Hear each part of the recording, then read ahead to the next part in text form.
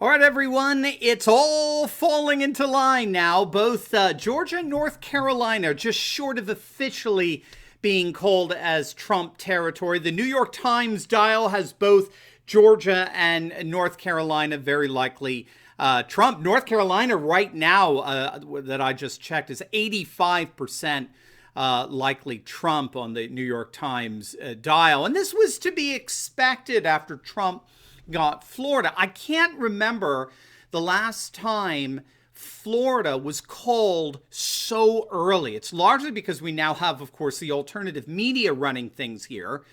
The mainstream media, the Marxist media, the left-wing activists disguised as journalists, they wait till 4 a.m. before they call Texas, for heaven's sakes. While they call Virginia for the Democrats by noon. Hello, Fox News, right? We'll talk about that in a moment. Virginia's back in play.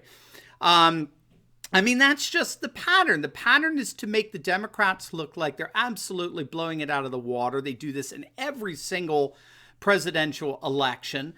They do that on the East Coast, blue, blue, blue on the East Coast, coal state for Democrat after Democrat, so that Arizonian conservatives, get dejected and discouraged and they don't bother coming out. Or conservatives in New Mexico or Colorado, they just don't bother coming out. Or in California, they just don't bother. And then the general vote ends up being lopsided towards the Democrat and the like. So with the alt media, it's a new ball game. The alt media now is looking at the numbers, and if the numbers are solid, they're making the call. So I cannot underscore enough. I can't overemphasize just how huge this victory for Trump in Florida was, and how important it was to be called this early, before 8:30, for heaven's sakes.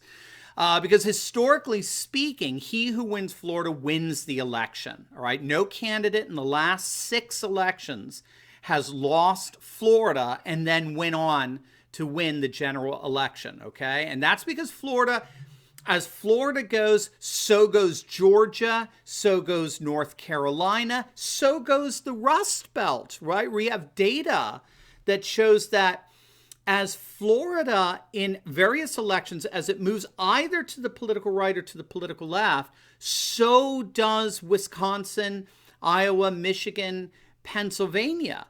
And so with this clear, massive move to the right in Florida as of today, I think we can expect to see comparable movement towards the right in the Rust Belts, as well as Georgia and North Carolina, as we make our way up to those Rust Belts. The big news in all this, the pattern that we're seeing, and we'll talk about this later, besides the fact that the media has once again lied, obviously and overtly, when it comes to the polls. The polls were once again flat out wrong. Even if Biden were to pull off a squeaker and win, the polls were flat out wrong.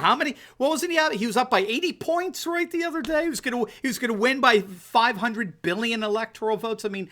All right, so I'm getting a little excited here. I was not. This is for later on tonight when we talk about all the states as they come in for Trump. Then we will talk about how, once again, obviously and patently fraudulent, the mainstream media has become, and the whole election racket has become what our colleagues over at Red Eagle would call, what do they call it? The election mafia, right? Besides that, in terms of the actual election, they don't matter anymore. Screw them. In terms of the actual election, the big news tonight is that the suburbs have not abandoned Trump. Trump won with the exurbs in the suburbs in 2016. He is winning 2020 with the exurbs and the suburbs fully intact. And that's all we heard from the mainstream Marxist media for weeks now, for months, that suburban women were abandoning Trump, right? You can't win without suburban women, and they're all abandoning, they're all defecting over to Biden. That is simply not happening. We have no data whatsoever, hard data to show that that's what is happening. So we should expect to see the calls made for Georgia and North Carolina very soon. They may be going on right now, and I don't even know it. Now, you probably heard about Virginia. Virginia is back in play. Fox News Fox News. I think we have an opportunity, guys. Let's start I think there's an opportunity to start a real nationalist, populist, traditionalist like network channel. What do you think? I don't know. I'm in if anyone's going to do it. Fox News is going to have a very hard time living this one down if Trump ends up pulling off Virginia. Even CNN has come out and said Virginia is trending Trump. So we're seeing counties like Loudoun County. Trump is winning Loudoun County. I hope I'm saying that right. Loudoun County, Virginia, by 55% with 95% of votes counted.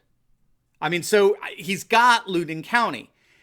The problem is he lost Loudoun County by getting only 39% in 2016. So once again, we're seeing the mainstream media lies getting exposed for all to see. Trump is not losing the suburbs. He's winning in counties that he lost in 2016. So again, this Florida call this early, before 8:30. Just compare the Florida call 2020 to 2016. It took forever to call Florida. Actually, I think they called Virginia before they called Florida, if I got that right. This early call for Florida, where Trump's lead just keeps expanding, may be the major bellwether for Virginia, right? As it is for Georgia and North Carolina. So I think we could put, at the very least, Georgia and North Carolina to bed. They have not yet been officially called, but again, given the bellwether precedent of Florida, I think we could be rather sure that they will be officially called for Trump in the next half hour or so. And Virginia's back in play, so let's watch Virginia and see what happens there. All right, gang, so next stop, Ohio and the Rust Belt. So keep your eye on Virginia, and let's go over to Ohio and the Rust Belt and see what's going on over there. I'll see you in a bit. All right, God bless. Love you guys.